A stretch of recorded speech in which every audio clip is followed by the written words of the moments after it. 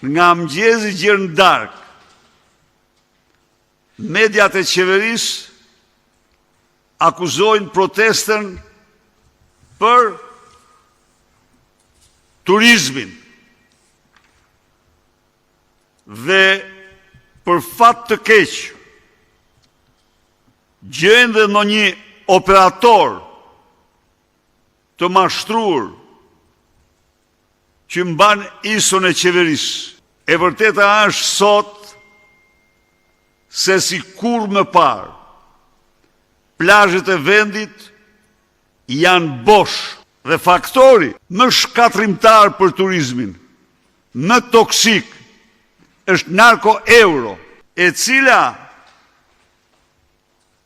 ka rënë me 32%. Imagjinoni ju, turisti që e mirë të dhomen me 100 euro, duhet ta paguaj dhomen me 130 euro. Protesta kundër narkoshtetit, narkodiktatorit. Të gjithë Shqipërinë do ngrem në këmbë. Nuk ka.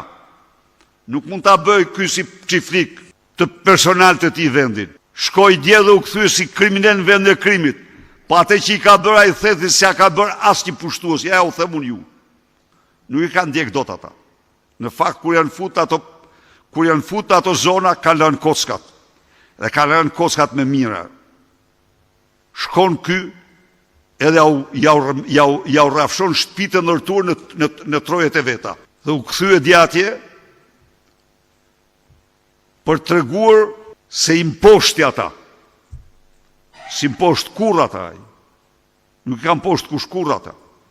Dhe ai për ato shkatrime që ka bërë do bëhet përgjegjës gjerë minutën e fundit jetës tij. Do jap llogari. Nuk i prishet shtëpia tjetër në tokën e tjatit. Turizmi, thot ai. Qa turizmi? Me qindra shprodhime, edhe nga thethi edhe nga gjitha anë për shkak të tij. Dhe pastaj akuzon protestën.